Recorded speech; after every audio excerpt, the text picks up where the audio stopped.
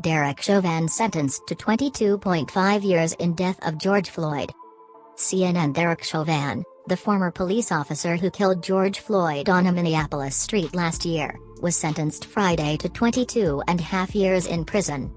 Chauvin, in a light gray suit and tie and white shirt, spoke briefly before the sentence was imposed, offering his condolences to the Floyd family. Under Minnesota law, Chauvin will have to serve 2/3 of his sentence, or 15 years, and he will be eligible for supervised release for the remaining 7.5 years. The sentence exceeds the Minnesota sentencing guideline range of 10 years and 8 months to 15 years for the crime. Floyd's death sparked massive protests across the nation over police brutality. Judge Peter Cahill said the sentence was not based on emotion or public opinion. He wanted to acknowledge the deep and tremendous pain that all of the families are feeling, especially the Floyd family, the judge said. In a 22-page memorandum, Cahill wrote that two aggravating factors warranted a harsher sentence, that Chauvin abused his position of trust or authority and treated Floyd with particular cruelty. Chauvin, the judge wrote, treated Floyd without respect and denied him the dignity owed to all human beings. Cahill said the former officer objectively remained indifferent to Mr. Floyd's pleas even as Mr. Floyd was begging for his life and obviously terrified by the knowledge that he was likely to die. Mr. Chauvin's prolonged restraint of Mr. Floyd was also much longer and more painful than the typical scenario in a second-degree or third-degree murder or second-degree manslaughter case, the judge wrote. Chauvin will remain in a restricted housing unit separated from the general population at the Minnesota Correctional Facility Oak Park Heights for the time being, Minnesota Department of Corrections spokesperson Sarah Fitzgerald told CNN.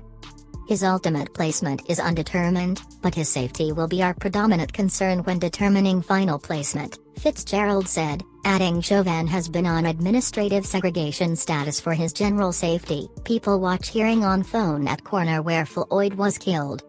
Chauvin, 45, was convicted in April on charges of second-degree unintentional murder, third-degree murder and second-degree manslaughter for his role in Floyd's death. Floyd's final moments, captured on searing cell phone footage by a 17-year-old, illustrated in clear visuals what Black Americans have long said about how the criminal justice system treats Black people. Floyd's death set off mass protests across the globe as well as incidents of looting and unrest. At the intersection of Chicago Avenue and 38th Street in Minneapolis, where Floyd took his last breaths, people watched the hearing on mobile phones. Outside the court complex, Floyd supporters expressed mixed emotions about the prison term. Floyd's sister, Bridget, who founded the George Floyd Memorial Foundation, said in a statement that the sentence shows that matters of police brutality are finally being taken seriously. However, we have a long way to go and many changes to make before Black and brown people finally feel like they are being treated fairly and humanely by law enforcement in this country, she added. Floyd family attorney Ben Crump, in a statement, said the historic sentence brings the family and country one step closer to healing by delivering closure and accountability. With Chauvin's sentence, we take a significant step forward, something that was unimaginable a very short time ago, he said. Minnesota Attorney General Keith Ellison told reporters he hoped this moment gives us pause and allows us to rededicate ourselves to the real societal change that will move us much further along the road to justice. My hope is that he takes the time to learn something about the man whose life he took and about the movement that rose up to call for justice in the wake of George Floyd's torture and death, he said of Chauvin. Today is also an important moment for our country. The outcome of this case is critically important. But by itself, it's not enough. Chauvin's defense attorney, Eric Nelson, declined to comment. Chauvin offers condolences to Floyd family. After members of Floyd's family delivered victim impact statements, Chauvin stepped to the lectern beside his lawyer and said, "I want to give my condolences to the Floyd family." He said pending legal matters prevented him from saying more. Derek Chauvin to be sentenced for George Floyd and number 39's murder. Derek Chauvin to be sentenced for George Floyd's murder. The victim impact statements included an emotional video from Floyd's 7-year-old daughter, Jaya, who wore a bow wrapped around her hair. "I ask about him all the time," the little girl said, responding to questions about her dad. "I miss you and I love you," she said when asked what she would tell her father. Chauvin, wearing a face covering, listened from the defense table. Floyd's two brothers and a nephew spoke about the birthday parties, graduations and other family milestones he will miss. Filonize Floyd said he has nightmares in which he hears his brother pleading for his life and calling out for their mother. He said he relived the video of his brother being tortured to death by Chauvin, especially the smirk on the former cop's face. "My family and I have been given a life sentence. We will never get George back," he said. Filonize wiped tears from his eyes as he spoke about Jaya. Terrence Floyd, another brother, struggled to speak as he asked for the maximum penalty. "We don't want to see no more slaps on the wrist," nephew Brandon Williams said. "We've been through that already, in my community, in my culture." George Floyd and number 39's daughter, other family members speak at Chauvin and number 39's sentencing. George Floyd's daughter, other family members speak at Chauvin's sentencing. Caroline Palendi, Chauvin's mother, grew emotional as she described him as her favorite son and a good man. She said the happiest moments in her life were when Chauvin was born and when she pinned his badge on his uniform for the first time. "Derek, I want you to know I've always believed in your innocence, and I will never waver from that," she said. Chauvin's post-verdict motion for a new trial was denied by Cahill hours before the hearing. Cahill ruled Thursday night that Chauvin failed to demonstrate the court abused its discretion or committed error such that defendant was deprived of his constitutional right to a fair trial. Cahill also ruled that Chauvin failed to demonstrate prosecutorial or juror misconduct. Defense attorneys had argued that errors, abuses of discretion, prosecutorial and jury misconduct made the trial unfair. Prosecutors had asked for a 30-year sentence.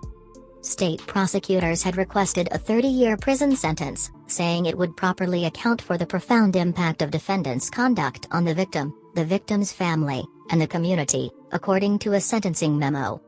Nelson argued for probation and time served, or at least a sentence less than what the law guides.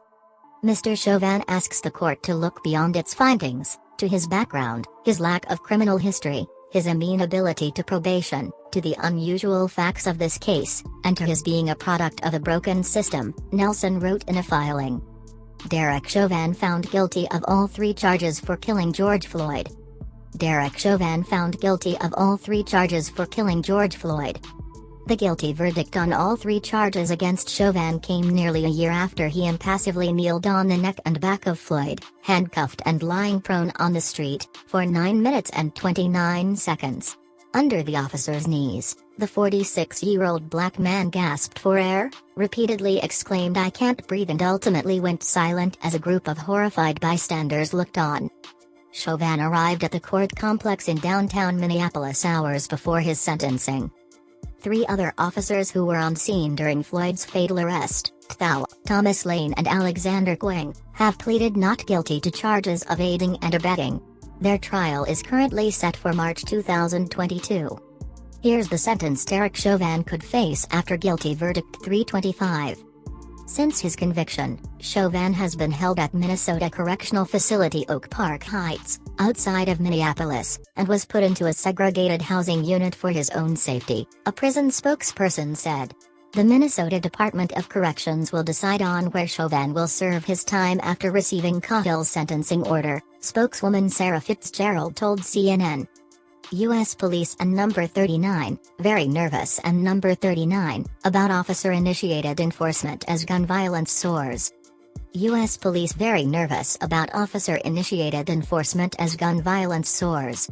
Legally, Chauvin could have faced up to 40 years in prison for second-degree murder, up to 25 years for third-degree murder and up to 10 years for manslaughter. The second-degree murder charge said Chauvin assaulted Floyd with his knee, which unintentionally caused Floyd's death. The third-degree murder charge said Chauvin acted with a depraved mind, and the manslaughter charge said his culpable negligence caused Floyd's death. Chauvin has no prior criminal record, so Minnesota's sentencing guidelines recommend about 12.5 years in prison for each murder charge and about 4 years for the manslaughter charge. In this case, state prosecutors asked for a tougher sentence than the recommendations provide, citing 5 aggravating factors they said applied.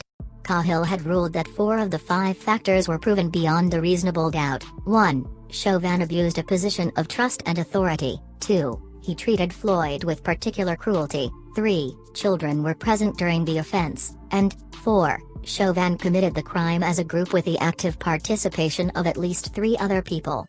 Interactive, a timeline from George Floyd's death to Derek Chauvin's trial. The findings allowed the judge to sentence Chauvin beyond the guidelines. Over about 3 weeks of testimony in court, Minnesota prosecutors repeatedly told jurors to believe your eyes and rely on the infamous video of Floyd. This case is exactly what you thought when you saw it first, when you saw that video. It is exactly that. You can believe your eyes, prosecuting attorney Steve Schleicher said in closing arguments. This wasn't policing. This was murder. The defense called 7 witnesses, but not Chauvin himself, as he invoked his Fifth Amendment right not to testify. Nelson argued that Chauvin's use of force was reasonable, that he was distracted by hostile bystanders and that Floyd died of other causes. Chauvin faces other legal issues as well. A federal grand jury indicted all 4 former officers in connection with Floyd's death, alleging they violated his constitutional rights, according to court documents filed in federal court in Minnesota. They are due to be arraigned on the charges in September, according to a court filing. Chauvin also was charged in a separate indictment related to an incident in which he allegedly used unreasonable force on a Minneapolis 14-year-old in September 2017, the Justice Department said in a statement. He is also expected to be arraigned in that case in September, according to court filings.